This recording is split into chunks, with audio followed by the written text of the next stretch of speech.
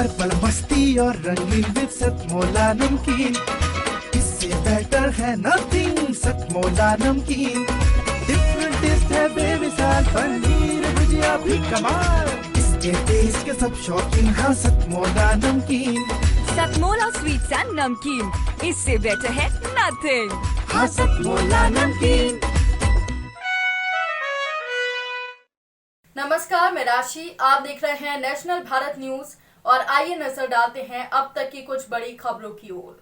वाराणसी में आयोजित कांग्रेस की किसान न्याय रैली में कांग्रेस महासचिव प्रियंका गांधी वाड्रा ने लखीमपुर खीरी में हिंसा मामले को लेकर बीजेपी सरकार पर हमला बोला।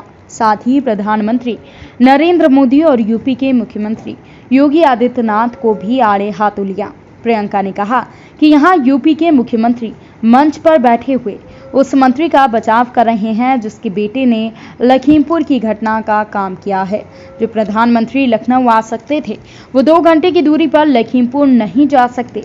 उन किसानों के आंसू पोंछने के लिए आगे प्रियंका ने कहा कि हमें शक्ति हमारे संघर्षों से मिलती है। भाजपा सरकार चाहे हमें जेल में डाले, चाहे जितनी रुकावट डाले, लेकिन हम किसानों, नौजवानों, दलितों और महिलाओं, गरीबों की आवाज़ दबने नहीं देंगे। मैं उत्तर प्रदेश की जनता से आह्वान करती हूं कि न्याय की लड़ाई में हमारे साथ आएं। तैयार है प्रियंका गांधी? थोड़ा जोर से आवाज आना चाहिए और हाथ उठना चाहिए। प्रियंका गांधी, प्रियंका गांधी। मंच में उपस्थित आदरणीय भाई अजय कुमार लल्लू जी, प्रदेश कांग्रेस कमेटी के सम्मानित अध्यक्ष, आदरणीय बहन आराधना मिश्रा जी, नेता प्रतिपक्ष, आदरणीय प्रमोद तिवारी जी, सलमान कुर्सी जी, पीएल पुनिया जी, नसीमुद्दीन जी, भाई अजय राय जी, बहुत हमारे दमदार साथी, पूर्व सांसद भाई राजेश मिश्र जी, हमारे हरियाणा से आए नौजवान साथी भाई दीपेंद्र हुड्डा जी, आदित्य जी, रोशन गुप्ता जी, सुप्रिया त्रिनेत्र जी, इमरान प्रतापगढ़ी जी, राकेश सचान जी, और जो कार्यक्रम का संचालन कर रहे हैं भाई राजेश तिवारी जी, और मंच में बैठे हुए सभी हमारे नेतागण जिसका भी नाम नहीं लिया हूं, सबसे क्षमा चाहते हुए वक्त की मांग है कि मैं अपनी बात जल्दी से जल्दी कहूं, क्योंकि आप सब प्रियंका जी को सुनना चाहते हैं, अपने नेता को सुनना चाहते हैं, इसलिए बहुत देर आपके बीच नहीं रहूंगा। लेकिन कुछ बातें हैं साथियों, ये नगरी बाबा विश्वनाथ की, भोलेनाथ की नगरी, पूरे दुनिया जहां के लोग अपनी समस्या निपटाने यहां आते हैं, अपने सवालों के जवाब पाने आते हैं, अपने प्रश्नों के उत्तर पाने आते हैं। ये वो जगह है जहां राजा महाराजा भी अपने प्रश्नों को उत्तर और समस्याओं को हल करने आते थे। और ऐसा कोई भी व्यक्ति नहीं है, ऐसा कोई सवाल ही नहीं है, ऐसा कोई प्रश्न करने वाला नहीं है जिसको उत्तर इस नगरी से ना मिला हो। बाबा विश्वनाथ की नगरी उत्तर मिला है। और जब जब समाज में सवाल खड़े किए गए, प्रश्न उठे हैं, उस समय चाहे कभी कृष्ण के रूप में हो, चाहे राम के रूप में हो, चाहे खुद भोलेनाथ के रूप में हो, उस समय के जवाब देने जरूर आए थे, उत्तर सबको मिला था। सवाल के जवाब तुलसी जी ने भी दिया था, कबीर ने भी दिया था। और आजादी की बात कहें तो उत्तर प्रदेश की जनता ने पंडित जवाहरलाल नेहरू के नेतृत्व में भी लोगों को जवाब दिया था, अंग्रेजों को जवाब दिया था। महात्मा गांधी के नेतृत्व में जवाब मिला था। सरदार वल्लभ भाई पटेल के नेतृत्व में अंग्रेजों को जवाब मिला था। अब मैं आपसे पूछना चाहता हूं, ये उत्तर प्रदेश जहां सब प्रश्नों को उत्तर मिलते हैं, आज जवानों के प्रश्न हैं, महिलाओं के प्रश्न हैं, किसानों के प्रश्न हैं, व्यापारी के प्रश्न हैं। पूरे देश उत्तर प्रदेश की ओर देख रहा है। मैं आपसे पूछना चाहता हूं, आने वाले चुनाव में उत्तर प्रदेश से देश की जनता को उत्तर मिलेगा कि नहीं मिलेगा? उत्तर मिलना चाहिए दोस्तों, इसलिए इसको उत्तर प्रदेश कहा जाता है। कितना भी अन्याय हो, अत्याचारी, अरे जिसके शासन में कभी सूरज नहीं डूबा उन अंग्रेजों को भी उत्तर प्रदेश से मिला है। तो फिर ये तो काले अंग्रेज हैं। अरे पहले लड़े थे गोरों से, अब लड़ेंगे। हम लोग लड़ने वाले लोग हैं। और हमने तो सुना था और हम ये मानते हैं, जो साधु संत हैं वो किसी से नहीं डरते। लेकिन ये योगी है ना, बड़ा डरपोक निकला।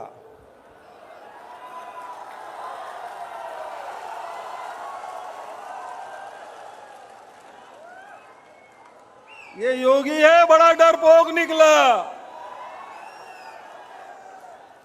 वो हमारे दलितों से डरते हैं, वो हमारे किसानों से डरते हैं, हमारे नौजवानों से डरते हैं और पुलिस को आगे करते हैं। अरे इतना डरपोक है कि एक महिला प्रियंका गांधी वाड्रा से डर गया, उसे लखीमपुर तक जाने नहीं दिया, 4 दिन जेल में बंद करके रखा। इतना बड़ा डरपोक उत्तर प्रदेश का मुख्यमंत्री होगा, मैं नहीं जानता था। लखनऊ के बारे में कहा जाता है उनके तो अंदाज बिल्कुल अलग है स्वागत करने का। पहले आप करते ट्रेन छूट जाती है, ऐसे वहां के सम्मान करने का तरीका। जब मैं छत्तीसगढ़ से रायपुर से चल के लखनऊ पहुंचा, एयरपोर्ट से बाहर जाने नहीं दिया। मैंने कहा मैं अपने नेता प्रियंका जी से मिलने जाना चाहता हूं, मैं अपने प्रदेश कांग्रेस कमेटी के साथियों से मिलने जाना चाहता हूं लखनऊ। वो बोले एयरपोर्ट से बाहर नहीं निकल सकते। इतना डरपोक, इतना डरा हुआ इंसान हमने नहीं देखा था। अरे योगी जी हमारे छत्तीसगढ़ में एक बार नहीं 10 बार आए, हमने कभी नहीं रोका उसको। और अभी भी मैं कहता हूं आए छत्तीसगढ़ में, और छत्तीसगढ़ में आएंगे भी कैसे, किस मुंह को लेकर आएंगे? उन्होंने कहा था किसानों का आय दुगुना करेंगे, लेकिन कहीं नहीं हुआ। लेकिन हमारे नेता राहुल जी गए थे छत्तीसगढ़, उन्होंने कहा, किसानों से वादा किया कि हम किसानों, हमारी सरकार बनाइए 2500 रुपया क्विंटल देंगे, बिजली बिल आधा करेंगे, किसानों को मुफ्त बिजली देंगे। आज पूरे देश में अकेला राज्य है जहां 2500 रुपये क्विंटल में धान खरीदा जाता है।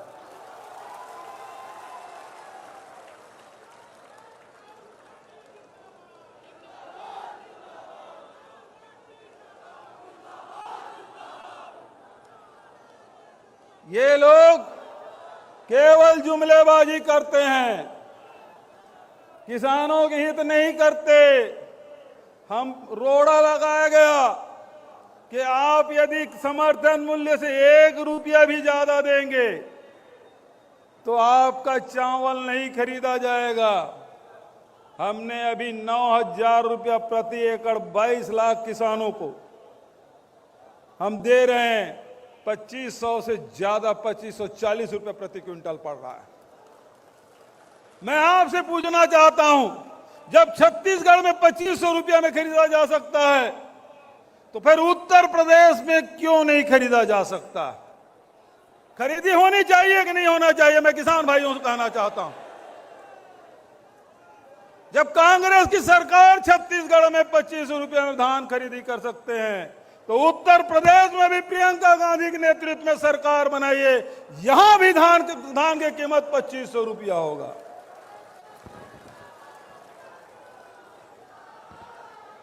आदरणीय साथियों, ये जुमलेबाजों की सरकार कभी कहते हैं आय दुगुनी करेंगे, कभी कहते हैं 15 लाख रुपया देंगे, कभी और कुछ बात करते हैं। आदरणीय साथियों, ये केवल धर्म के नाम से लड़वाना जानते हैं। क्यों लड़वाते हैं जानते हैं? ये गुर उन्होंने अंग्रेजों से सीखा, फूट डालो राज करो। और ये उस समय से लड़ाई चली आ रही है। एक तरफ अंग्रेज के मानने वाले, दूसरा महात्मा गांधी के मानने वाले। जो एक लाइन महात्मा गांधी का, दूसरा लाइन अंग्रेजों का। अंग्रेजों के मानने वाले सावरकर, उसके मानने वाले आरएसएस के लोग, और यही लोग हैं जो अंग्रेजों के खिलाफ लड़ाई कर रहे थे तो मुखबिरी करने का काम ये लोग करते थे। और दूसरे तरफ महात्मा गांधी ने किसानों की लड़ाई लड़ी, नेहरू जी ने किसानों की लड़ाई लड़ी, पटेल जी ने किसानों की लड़ाई लड़ते हुए देश की आजादी दिलाई। तो एक लाइन अंग्रेजों की है, दूसरे लाइन कांग्रेस और गांधी की है। वो अभी भी है। उस समय भी मुंशीगंज में 13 लोगों को भूना था अंग्रेजों ने, और लखीमपुर में भी 8 लोगों को गाड़ी से रौंदा गया। ये उस मानसिकता के हैं जो उसका विरोध करे गोली से भून देंगे, ट्रक चढ़ा देंगे, गाड़ी से रौंद देंगे। लेकिन हम लोग गांधी के मानने वाले अहिंसक लोग, लेकिन अन्याय अत्याचार के विरोध करना हम जानते हैं। और आपने देखा कि किस प्रकार से सोनभद्र में आदिवासियों के खिलाफ लड़ाई लड़ी गई, अत्याचार हुआ, प्रियंका जी को वहां गिरफ्तारी देना पड़ा। किस प्रकार से आपने देखा हाथरस की लड़ाई, अनुसूचित जाति की बेटी के हक की लड़ाई प्रियंका जी ने लड़ाई लड़ी।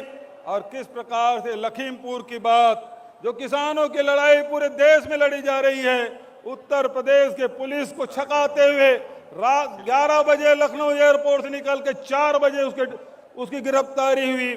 उसको छकाने का काम प्रियंका जी ने किया है।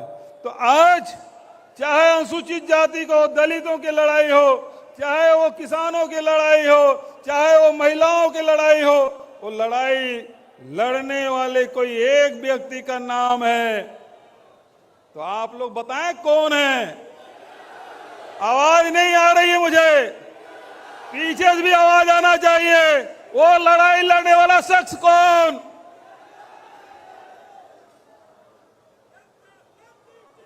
तो एक तरफ आपके हक अधिकार के लड़ने वाले लोग हैं, दूसरे तरफ धर्म के नाम से लड़ाने वाले लोग हैं। गौ माता की जयकारा करते हैं, लेकिन उत्तर प्रदेश के सड़कों में, उत्तर प्रदेश के गांव के गलियों में किस प्रकार से गौ माता खुले में घूम रही है, उसे आप सब देख रहे हैं। गौ माता की कभी सेवा नहीं किए, लेकिन उसके नाम से वोट जरूर मांगेंगे। लेकिन आप चलिए छत्तीसगढ़ देखिए, गौ माता की सेवा हम कैसे कर रहे हैं। 2 रुपया किलो में गोबर खरीद रहे हैं, 2 रुपया किलो में गोबर, उसे वर्मी कंपोस्ट बना रहे हैं। अब तो 2 अक्टूबर को बिजली बनाना भी शुरू कर दिया हमने। तो आपसे बहुत ज्यादा और न कहते हुए प्रियंका जी को आप सुनना चाहते हैं, जो छत्तीसगढ़ में किसान, आदिवासी, दलितों के हक में, महिलाओं के हक में जो फैसला हुआ है, नौजवानों के हक में फैसला हुआ है, मैं समझता हूं कि आने वाले दिन में जब यहां चुनाव होगा तो निश्चित रूप से आप सब उत्तर देंगे, और उत्तर होगा प्रियंका जी के नेतृत्व में सरकार बनेगी। किसानों के, दलितों के, अनुसूचित जाति के, जनजाति के हक में फैसले होंगे। इन्हीं शब्दों के साथ आपने मुझे ध्यान से सुना, वक्त ज्यादा ले लिया, इसके लिए क्षमा चाहते हुए आप सबको हृदय से प्रणाम करते हुए अपनी वाणी को विराम देता हूं। धन्यवाद। जय हिंद। बोले बाबा विश्वनाथ की जय, माता अन्नपूर्णा की। धन्यवाद। धन्यवाद आदरणीय भूपेश बघेल जी। मैं अभी सभी वरिष्ठ नेताओं से मैं क्षमा चाहता हूं, तिवारी जी से, इमरान प्रतापगढ़ी जी से, पुनिया जी से, खुर्शीद जी से, कि हम सब लोग यहाँ पे जिसके नेतृत्व में उत्तर प्रदेश में इस भ्रष्ट और बेईमान सरकार को उखाड़ फेंकने के लिए यहाँ पे एकत्रित हुए हैं। और ये नवरात्र का पर्व है, एक नारी शक्ति मां दुर्गा के रूप में हमारे बीच में उपस्थित हुई है। मैं बहुत ही सम्मान के साथ आदरणीय प्रियंका गांधी जी को हम सबको संबोधित करने के लिए मैं आमंत्रित करता हूं। इसके बाद जो है बहुत ही सम्मान के साथ इमरान जी जो है आभार प्रदर्शन करेंगे और उनके नब्ज भी सुनेंगे। प्रियंका गांधी।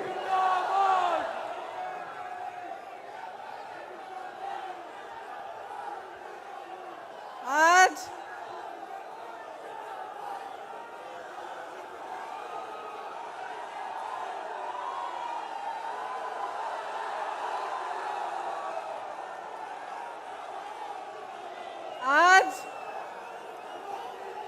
नवरात्रि का चौथा दिन है।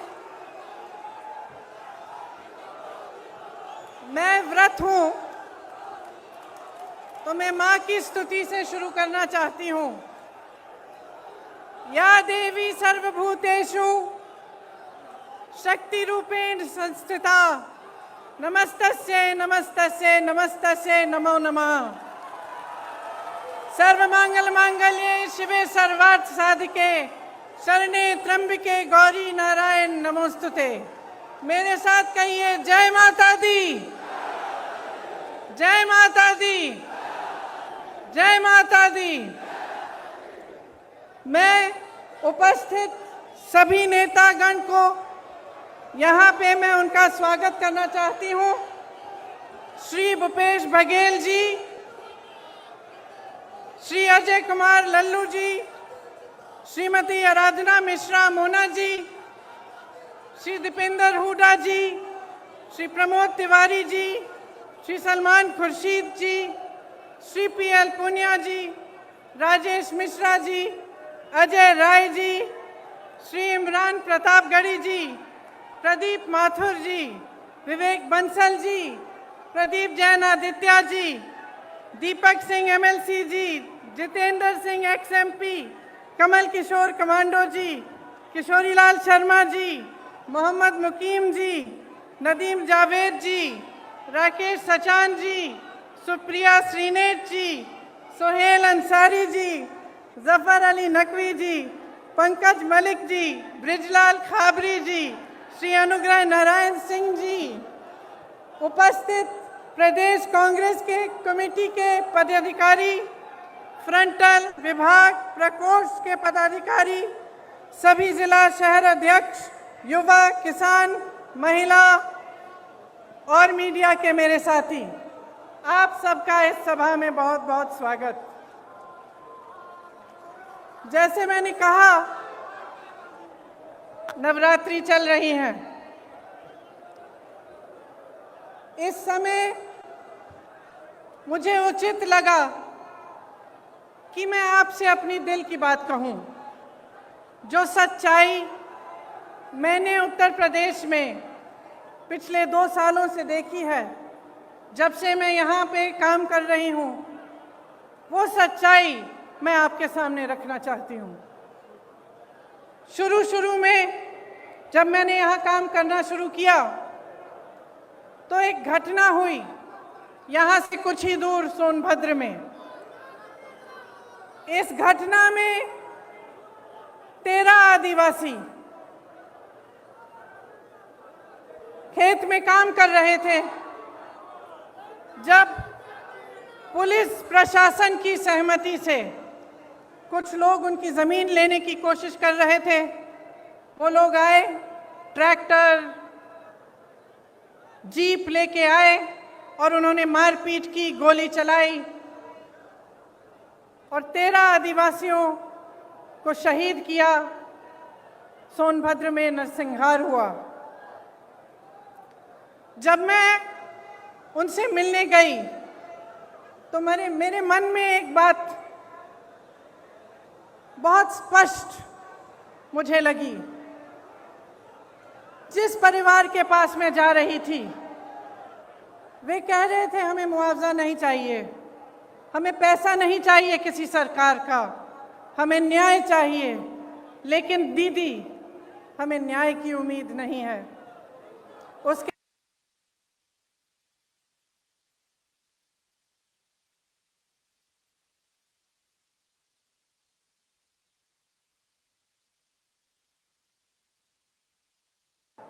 उनके पिताजी ने मुझसे कहा कि उनको घर के बाहर निकालकर उन्हें पीटा गया था, उनके बच्चों को धमकाया गया था, उनकी 9 साल की एक पोती को धमकाया गया था, लेकिन उनको न्याय की कोई उम्मीद नहीं थी। वे सिर्फ न्याय चाहते थे, लेकिन न्याय की उम्मीद नहीं थी उन्हें। उन मामलों में भी भाजपा के एक पूर्व विधायक, भाजपा के एक प्रधान के बेटे, भाजपा के एक कार्यकर्ता, तीनों मामलों में वे इन्वॉल्व थे। उसके बाद कोरोना हुआ। कोरोना के समय जहां जहां से रिपोर्ट आई, वहां से वही रिपोर्ट आई कि जनता त्रस्त है, परेशान है और सरकार मदद के बजाय आक्रामक हो गई है। जो भी सुविधाएं थी, अगर कोई कहता था कि मेरे पास सुविधा नहीं है, मेरे पास ऑक्सीजन नहीं है, कोई अस्पताल ने कह दिया कि ऑक्सीजन खत्म हो रहा है, तो सरकार उन पर आक्रमण कर रही थी। उनको न्याय की उम्मीद नहीं थी, उनको ये उम्मीद नहीं थी कि ये सरकार संकट के समय उनकी मदद करेगी। उसके बाद हाथरस का हादसा हुआ, जिसमें आप सब ने देखा कि सरकार ने अपराधियों पर आक्रमण नहीं किया, सरकार ने अपराधियों को नहीं रोका, सरकार ने परिवार के सदस्यों को अपनी बेटी को की चिता जलाने से रोका। उनको ले भी नहीं गए साथ, पुलिस प्रशासन ने चिता जला दी। उस परिवार ने भी मुझे कहा कि दीदी हमको न्याय चाहिए, लेकिन न्याय की हम उम्मीद नहीं रख सकते। आज लखीमपुर खेरी में जो हुआ, पिछले हफ्ते से हम देख रहे हैं। इस देश के गृह राज्य मंत्री के बेटे ने अपनी गाड़ी के नीचे, अपनी जीप के नीचे 6 किसानों को निर्ममता से कुचल दिया और सब परिवार, 6 के 6 परिवार ये कहते हैं कि हमें पैसे नहीं चाहिए, हमें मुआवजा नहीं चाहिए, हमें न्याय चाहिए। लेकिन हमें न्याय दिलवाने वाला इस सरकार में हमें नहीं दिख रहा है। आपने देखा कि सरकार पूरी तरह से उस मंत्री और उस मंत्री के बेटे के बचत में लगी रही। पुलिस और प्रशासन विपक्ष के नेताओं को रोकने में लगी थी। जब मैंने रात में वहां जाने की कोशिश की, तब हर सड़क पे पुलिस थी, मुझे रोकने की कोशिश की, तमाम पुलिस के घेरे थे, नाकाबंदियां थी। जो परिवार है, पीड़ित परिवार है, उनके घरों में उन्हें नजरबंद किया गया, लेकिन अपराधी को पकड़ने के लिए एक भी पुलिस वाला नहीं निकला। अपराधी के घर में उन्होंने निमंत्रण भेजा कि आप आकर हमसे बात करिए। आपने किसी भी देश में, दुनिया के किसी भी देश में या इस देश के इतिहास में आपने कभी ऐसा देखा है कि एक आदमी 6 किसानों को कुचल दे, 6 लोगों की हत्या कर दे और उसको पुलिस निमंत्रण दे रही है कि आइए हमसे बात करिए? आपने कहीं ये देखा है? बताइए। कभी भी इस देश और इस दुनिया के इतिहास में ऐसा नहीं हुआ होगा। यहाँ के मुख्यमंत्री मंच पे बैठे हुए उस मंत्री का बचाव कर रहे हैं जिसके बेटे ने ऐसा काम किया है।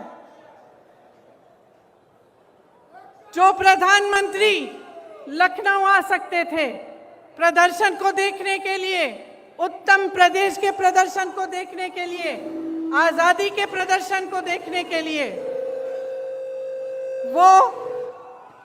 वो 2 घंटे की दूरी पर लखीमपुर खेरी नहीं जा सकते थे उन किसानों के हाथ पकड़ने के लिए, उनके आंसू पोंछने के लिए। ये आजादी किसने दी? जिस आजादी का महोत्सव मना रहे हैं, अमृत उत्सव मना रहे हैं, ये आजादी हमें किसने दी है? ये आजादी हमें किसानों ने दी है, किसान के बेटे ने दी है।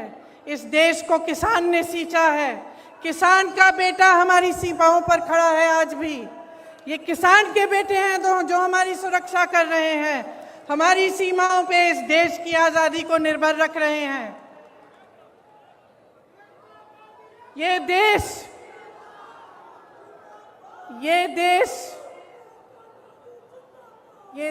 क्या है? ये देश एक आस्था है, एक उम्मीद है।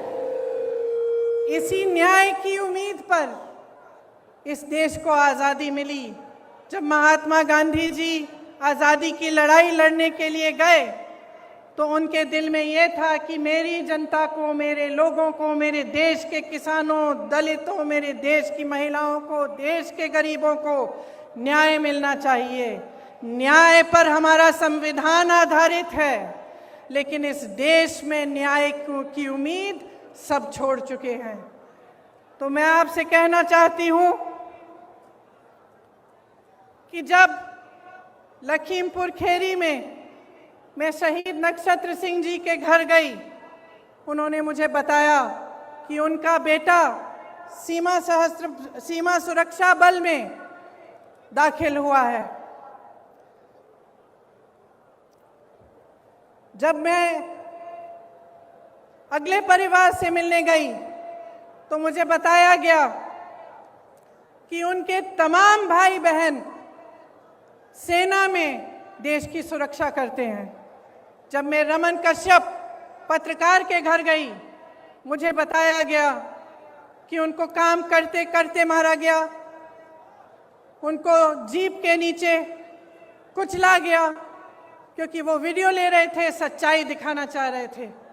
सारे परिवारों ने यही कहा कि हमें न्याय मिलने की उम्मीद नहीं है। तो अगर हमारे देश में कोई कुचला जाता है, किसी के प्रति हिंसा होती है, किसी पर अत्याचार होता है और उसको न्याय मिलने की उम्मीद नहीं होती, तो किसके पास जाएगा? अगर सरकार, मुख्यमंत्री, प्रधानमंत्री, गृह राज्य मंत्री, विधायक सभी मिले हुए हैं, सभी अपनी पीठ मोड़ देते हैं उनकी तरफ, तो किसके पास जाए जनता और क्या करे? आप जानते हैं कि किसान ने 9-10 महीनों से एक आंदोलन जारी रखा है। 300 दिन से अधिक ये आंदोलन चला है। इसमें 600 से अधिक किसान शहीद हुए हैं। क्यों कर रहे हैं ये आंदोलन?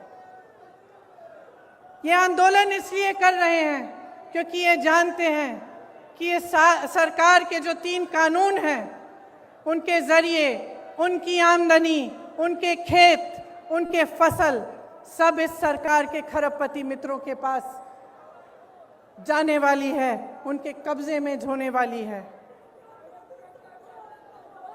मोदी जी के अरबपति मित्रों ने पिछले साल हिमाचल से सेब 88 रुपए किलो में खरीदा था। इस साल वही सेब 72 रुपए किलो में खरीद रहे हैं और सबकी मजबूरी हो गई है कि वो सेब का दाम घटाएं। किसान की लागत बढ़ गई है क्योंकि फसल की कीमत तय करने का फैसला अब खरबपति कर रहे हैं। इसीलिए मनचाहे ढंग से कीमत घटा दी गई। ये स्थिति पूरे देश में होगी। जब इनके कानून लागू होंगे तो आपकी खेती, आपके फसल सब आपसे छीना जाएगा। मोदी जी ने जो आंदोलन कर रहे थे उन किसानों के बारे में क्या कहा? उन्हें आंदोलनजीवी कहा, आतंकी कहा, योगी जी ने उपद्रवी कहा, धमकाने की कोशिश की। इसी गृह राज्य मंत्री ने धमकाकर कहा कि मैं 2 मिनट में तुम्हें सबक सिखा दूंगा। आंदोलन करने की कोशिश की तो 2 मिनट में सबक सिखा दूंगा। दुनिया के कोने कोने तक हमारे प्रधानमंत्री घूम सकते हैं, अमेरिका जा सकते हैं, जापान जा सकते हैं, देश देश में भ्रमण कर सकते हैं, लेकिन अपने किसानों से बात करने के लिए अपने घर से मात्र 10 किलोमीटर दूर दिल्ली के बॉर्डर तक नहीं जा सकते। 2022 में अपने आप को गंगा पुत्र कहने वाले हमारे प्रधानमंत्री ने गंगा मैया के आशीर्वाद से खेतों में फसल लहलहाने वाले करोड़ों गंगा पुत्रों का अपमान किया है। उनकी पूरी आमदनी, उनकी खेती, उनके फसल अपने खरबपति मित्रों को देने की साजिश की है। क्या वो जानते हैं कि आपके प्रदेश में किसान कितनी समस्याओं से जूझ रहा है? क्या वो जानते हैं कि आवारा पशु की कितनी बड़ी समस्या है यहाँ? क्या रात को आपकी सड़कों पे उन्होंने चल के देखा है कि हर किलोमीटर, हर आधे किलोमीटर पे आवारा पशु बैठे हुए हैं? मैंने देखा है, मैंने देखा है।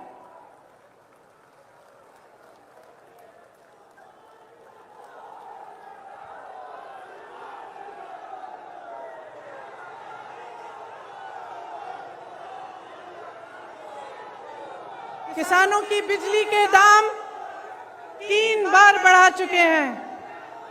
क्या नरेंद्र मोदी जी ने देखा है कि आपको कितने बड़े बड़े बिल मिल रहे हैं? कि जब आपको बिजली नहीं मिल रही है फिर भी आपको बिजली के बिल मिल रहे हैं। क्या प्रधानमंत्री जी ने देखा है, कुछ कहा है इसके बारे में? प्रदेश का हर परिवार त्रस्त है, दुखी है। धान और गेहूं का दाम नहीं मिलता, यूरिया खाद बेहद महंगा हो गया है, जीएसटी, खेती के जो खेती में काम करने के इंस्ट्रूमेंट होते हैं उन पर भी जीएसटी लगा रखी है। 100 रुपए का पेट्रोल, 90 रुपए का डीजल, 900 रुपए में रसोई का गैस,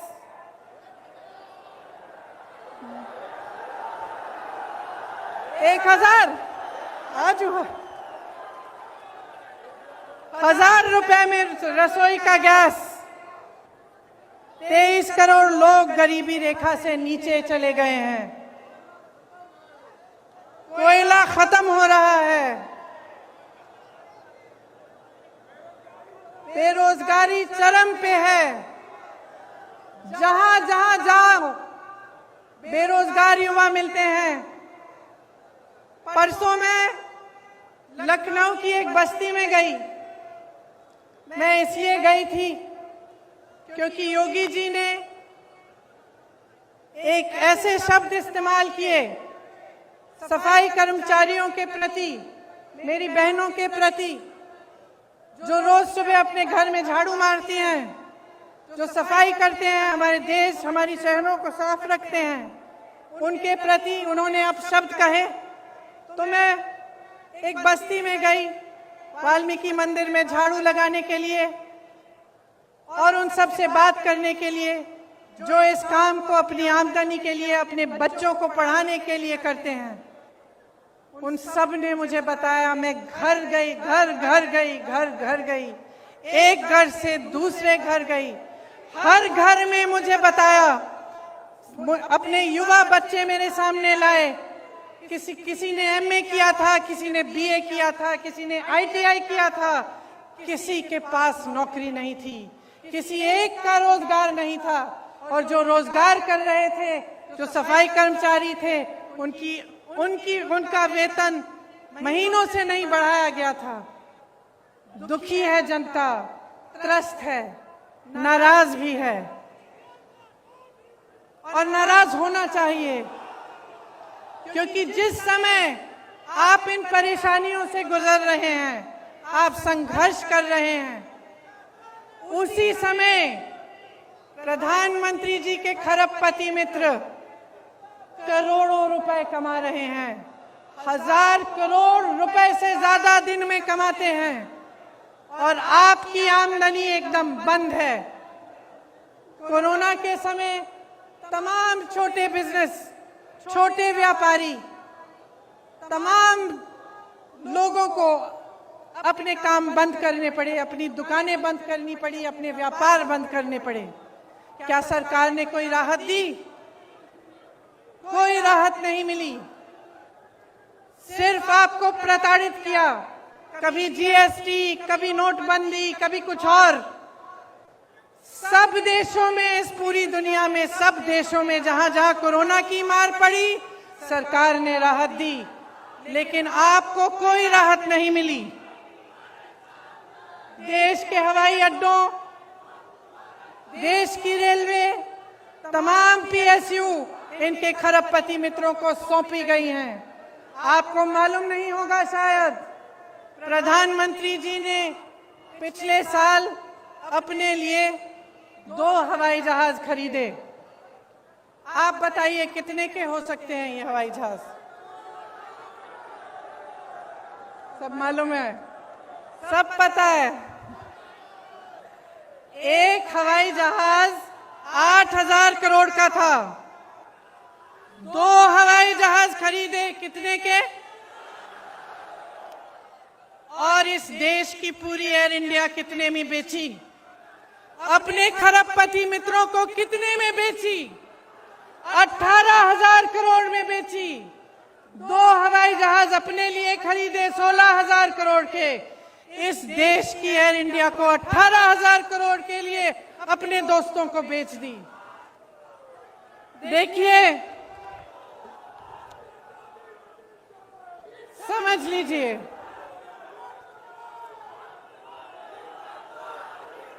समझ लीजिए, जब जब मैं बात करती हूं लोगों से, जब मैं लोगों से बात करती हूं, एक बात उभरती है कि हाँ, कुछ हो नहीं रहा है, कमाई नहीं है, रोजगार नहीं है, किसान त्रस्त है, नदियों के पास रहने वाला निषाद त्रस्त है, दलित त्रस्त है, महिला त्रस्त है, सब त्रस्त है। लेकिन दीदी, एक बात है कि मीडिया में बहुत आता है कि हम सुरक्षित हैं। तो मैं पूछना चाहती हूं कि क्या आपको सच्चाई दिख नहीं रही है? इस देश में सिर्फ 2 तरह के लोग सुरक्षित हैं आज। एक, जो भाजपा का सत्ताधारी नेता है वो, और दूसरा जो उसका खरबपति मित्र है। सिर्फ 2 तरह के लोग सुरक्षित हैं।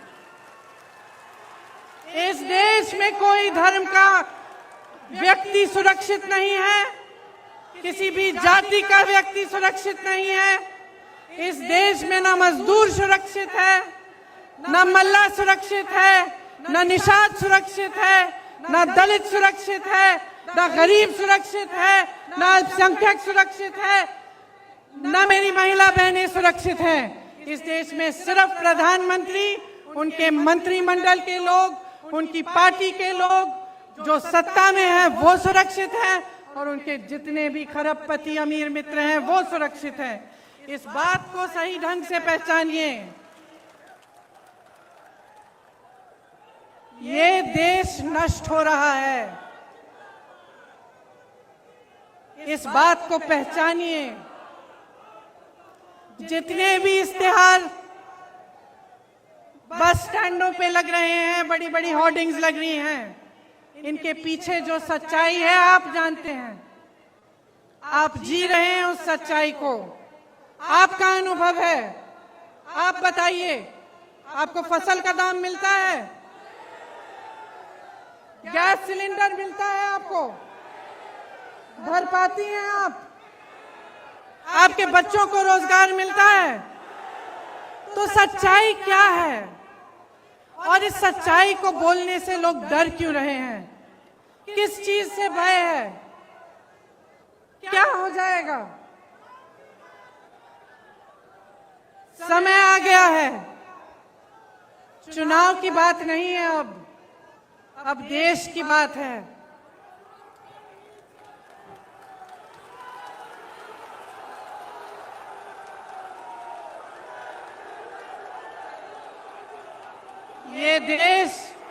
ये देश भाजपा के पदाधिकारियों, उनके मंत्रियों, उनके प्रधानमंत्रियों की जागीर नहीं है। ये देश आपका देश है, आपका देश है। इस देश को कौन बचाएगा? कौन बचाएगा इस देश को? अगर आप जागरूक नहीं बनेंगे, समझदार नहीं बनेंगे, आप इनकी राजनीति में उलझे रहेंगे, तो आप ना अपने देश को बचा पाएंगे, ना अपने आप को बचा पाएंगे। आप किसान हो, इस देश की आत्मा हो। जितने भी मंच पे नेता बैठे हैं, उनको आपने बनाया है, आपकी मेहनत ने बनाया है इस देश को। ये कभी मत भूलिए। जो आपको आंदोलनकारी कहते हैं, जो आपको आतंकवादी कहते हैं, उनको न्याय देने के लिए मजबूर करिए। कांग्रेस के जितने भी कार्यकर्ता यहाँ हैं, किसी से नहीं डरते हैं, किसी से नहीं डरते हैं हम।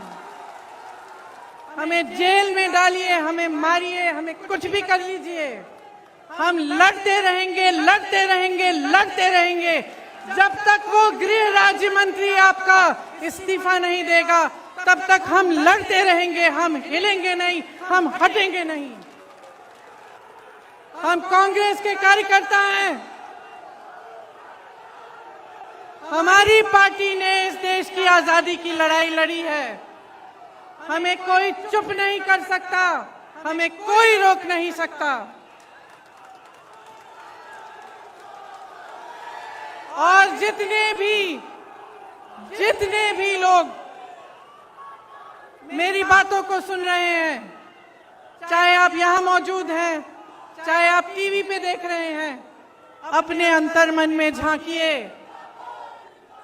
अपने अंतर्मन में झांकिए और अपने आप से सिर्फ एक सवाल पूछिए, सिर्फ एक सवाल पूछिए कि जब से ये सरकार आई है, इन पिछले 7 सालों में क्या आपके जीवन में तरक्की आई है कि नहीं?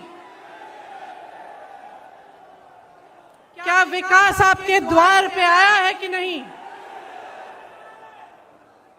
जो वचन आपसे किए थे वो निभाए गए हैं कि नहीं?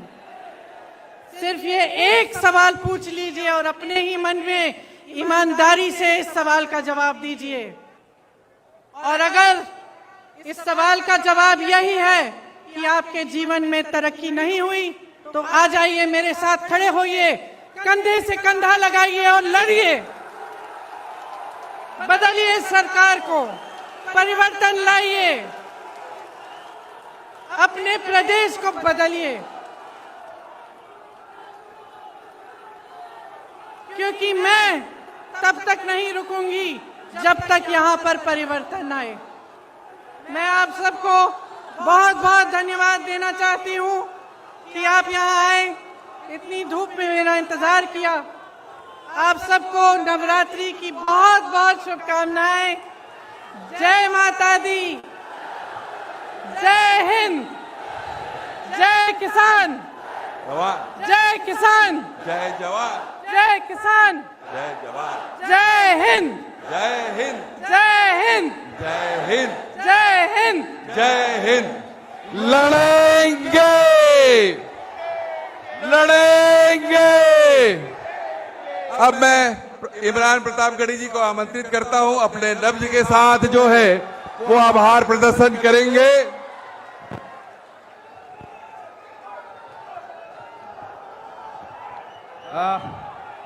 आदरणीय प्रियंका जी के बाद मुझे आदेशित किया गया है कि मैं आभार प्रदर्शित करूं। मेरी आंखों के सामने हजारों की तादाद में पूरा उत्तर प्रदेश उमड़ आया है।